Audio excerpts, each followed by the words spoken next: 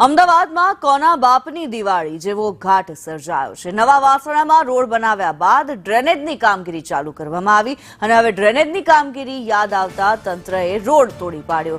Road તોડી ડ્રેનેજની કામગીરીથી આખો રસ્તો બંધ કરી દીધો।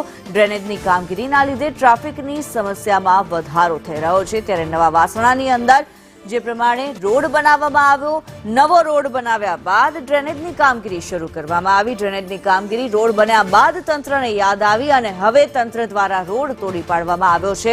લાખોના ખર્ચે શહેરમાં રોડ બનાવ્યા બાદ ડ્રેનેજની કામગીરી કરવામાં આવી રહી છે। અમદાવાદમાં તંત્રની ઘોર બેદરકારી સામે આવી છે કે જ્યાં રોડ રસ્તા તો બનાવી દેવામાં આવે છે અને જે બાદ કામગીરી યાદ આવે છે ડ્રેનેજની, અને ડ્રેનેજની કામગીરીના કારણે લોકો હાલાકી ભોગવતા નજરે છે તે પડતા હોય છે।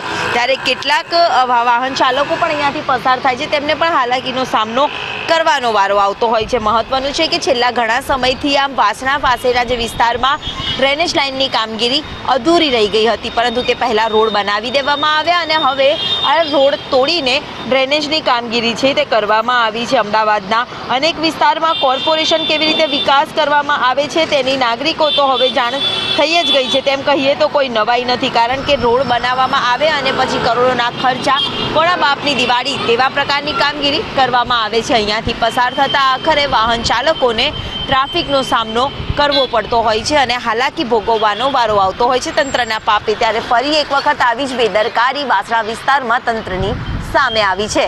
કેમેરામેન મનીષ વાણિયા સાથે દિવ્યા ચૌહાણ, સંદેશ ન્યૂઝ, અમદાવાદ।